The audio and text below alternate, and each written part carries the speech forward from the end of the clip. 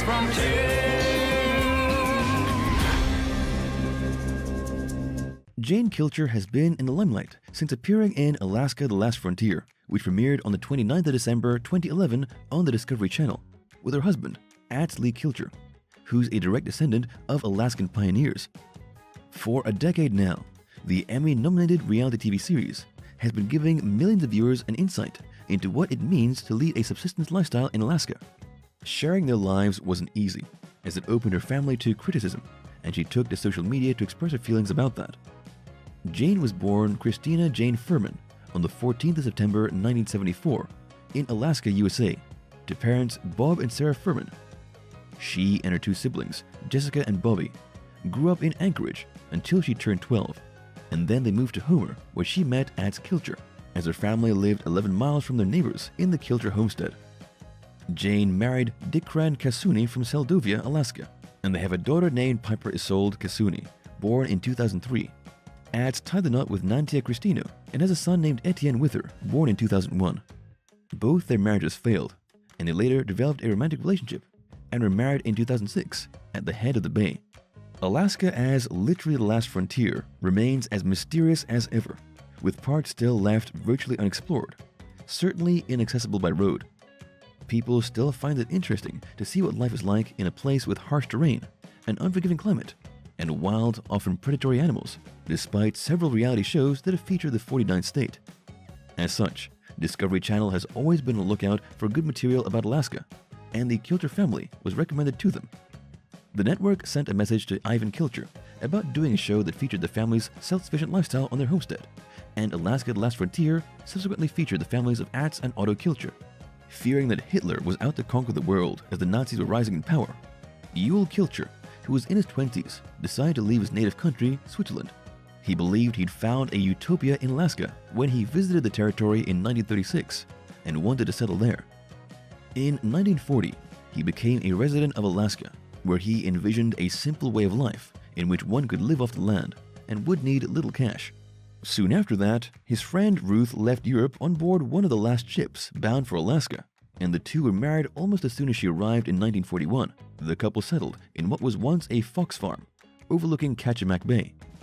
Their 160-acre plot of land, 65 hectares, was about 12 miles or 20 kilometers away from the town of Homer, and they had to wait for low tide before they could get there with their horse-drawn carriage. They built a one-room cabin, which they expanded through the years. Homesteading became their way of life, as they raised 6 daughters: Wortilla, Faye, Catkin, Stella Vera, Mossy, and Sunrise, and 2 sons, Ats and Otto. The public school was too far from their place, so the children were homeschooled until they were in their teens. They learned to grow food on the farm, gather edible plants or fruits, and raise or hunt animals. Making meals from scratch was a given. They were taught not just to survive, but also to thrive on the land, despite the isolation and previously mentioned dangers. Still, with all the things that needed doing in a day, their parents still found time to read them bedtime stories.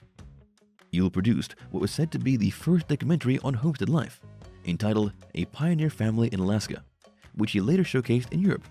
As Ruth taught her kids how to sing, they would perform at events where Ewell did a presentation. In 1955, he had been among the delegates to the Constitutional Convention to incorporate Alaska as the 49th state of the U.S. A new constitution was ratified the following year. Alaska was proclaimed a state in 1959, and Ewell served as a senator from 1963 to 1967. Then the couple divorced in 1969, and Ruth married a man named Charles Marriott in 1971.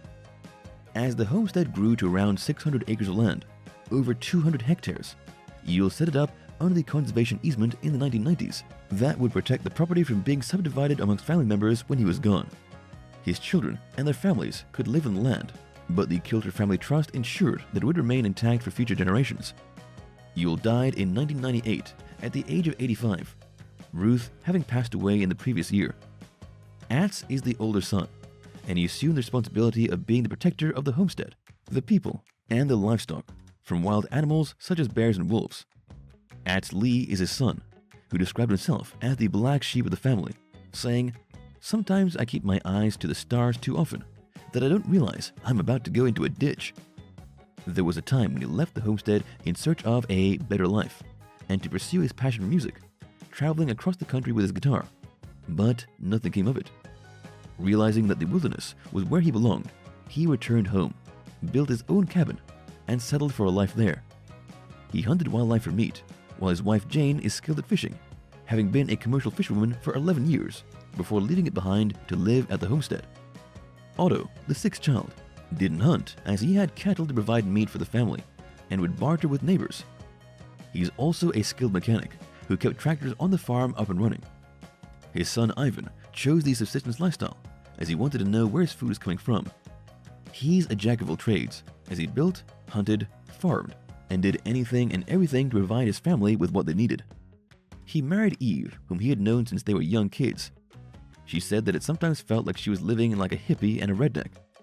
She has a green thumb and spent much of her time growing vegetables. Homesteading is characterized by subsistence farming, home preservation of food through canning or smoking, and according to a Kilcher, it's all about making something out of nothing and finding what was needed to do that. Many people thought that their way of life is much simpler than those who live in the city, as it has none of the chaos and concerns of city life. However, living in a remote area in Alaska is not just about foregoing the modern conveniences and comforts, such as indoor plumbing, but is first of all a matter of survival. For Jane and the rest of the Kilchers, once they realized that winter is coming, they would become apprehensive, as they know that surviving winter is not that easy or simple. The elders would often remind them, if you don't respect Mother Nature, you're gonna die. In their part of the world, winter lasts for 8 months, and sometimes arrives without any warning. So procrastination is something that shouldn't become a habit. With only a few months to prepare, Jane and her family had to winterize their home, including ensuring that they had enough fuel to keep warm and enough food to last a long winter. They used a wood-burning stove to heat their place, so they needed to have an ample supply of wood. She would sometimes accompany her husband when searching for dead trees that they could cut. At times, Lee would put off things he needed to do, thinking he still had time before winter set in. Once he went hunting for a black bear at the last minute, but failed. Jane, on the other hand, went fishing that summer so that they would have enough seafood. It was a good thing that Otto decided to slaughter his milk cow at that time. It was Ivan who pulled the trigger, as Otto was getting more sentimental with age, finding it harder to kill a cow, particularly one that had been in his family for 16 years, but helped drain its blood, skin it, and cut the meat. As he ended up having 400 pounds of meat, almost 200 kilograms, he shared it with his neighbors and with Lee and Jane. Although Lee is a skilled hunter, Jane couldn't help but worry whenever her husband hunted alone, as she knew how dangerous it was, most especially if he injured himself out there, as it might be some time before he was found and take a while before a doctor could come. She knew this was something that she had to accept, as it was their way of life, including Lee passing down to their young son, Etienne, what he learned from his father and grandfather about safely firing a gun, as well as tracking and hunting animals for food. It was also part of Lee's duty to help his father protect Otto's cattle while they were grazing at the head of the bay, most especially when there were bear sightings, or even when a bear attacked the herd. Scaring a brown bear away would be enough, as they weren't allowed to hunt one. But if it attacked them or the livestock, then they could kill it. Jane usually stayed home to take care of their kids and work around the homestead. It's interesting to note that not everything they eat or use was what they grew or made at the homestead, as they also bought supplies when they needed it at the store in Homer. The couple played music for entertainment when they were at home. She played the cello, guitar, and piano, while played the harmonica, guitar, and upright bass. Both of them could sing as well. Their children could play the guitar and piano. So what happened to Jane? Lee and Jane, along with Wilma TV, an arm of Discovery Studios that produced Alaska: The Last Frontier, were charged in September 2014 with a misdemeanor for using a helicopter in hunting a black bear for the show. It was aired in January 2015. It's illegal under Alaskan law to use a helicopter in the pursuit or retrieval of game, including transporting hunters or hunting gear. Someone from the production crew reported the incident to the Alaska State Troopers, and charges were filed in July 2015. According to the producers, they thought it would not be an issue since they used a float plane to hunt for the show. The Kilcher couple was said to be under pressure to catch a bear, and even if Lee informed the producers that it was legal, he was told that he should just go along with it and it will work out. As they agreed to testify against Wilma TV, the charges against them were dismissed in 2016, while Wilma TV was fined $17,500. Then, what Jane feared the most actually happened in 2015, as Lee fell off a cliff while he was hiking in Otter Cove Resort in the Kachemak Bay, and he had to be medevaced from the scene to the hospital. She took to Facebook to share what happened and revealed that the injuries she sustained included a broken arm, a broken shoulder, broken ankle, a broken hip, crushed ribs, and 2 punctured lungs, adding, "It will be a challenging and long road to recovery for Lee, and the family appreciates everyone's good thoughts at this challenging time." Lee shared his progress via Instagram and posted, "Thankful to be alive and at home with my wonderful family. My broken bones are healing nicely, considering how many I broke. Lungs are holding up, and every day I feel a little stronger." Of course, work at the homestead was never ending, and Jane had to work doubly hard without her husband to help. And it took a long time before Lee recovered fully and returned to work. In 2017, Jane's husband sued the resort, claiming that they were responsible for his fall. He sought damages amounting to $100,000, saying that they failed to adequately warn of and or provide measures to prevent guests from falling over the precipice at the resort. However, the Otter Cove management argued that if was injured on the property, it was due to his own neglect and not the responsibility of the resort. Viewers were wondering what happened to Jane's children, Piper and Etienne, as they were noticeably absent from the show. She and Lee determined not to have the children appear in the series, as they wanted to keep the two from the awful internet trollers. Jane added that they would appear in an episode or two after she had made sure that they could handle all the craziness of being in the public eye. However, she would post photos of her kids on her Facebook page. In May 2021, she posted, "Graduated and off to college with an academic scholarship. We are so proud of our daughter." When the couple was filming or on a trip somewhere, the kids would be with their grandparents if they didn't accompany them. As Etienne turned 18 in 2019, he decided to be part of the show. When COVID-19 struck and became a pandemic, travel restrictions and social distancing were imposed. As a result, the production people were evacuated, but the family continued to self-film so that the network would have something to air. Meantime, as Jane's a registered nurse who had worked in remote villages in Alaska, she felt very privileged in helping people get vaccinated. As per her Facebook post in March 2021, as the show became popular, so did the cast, including Jane, and she wasn't spared from some negativity online, with some people calling her materialistic and shallow.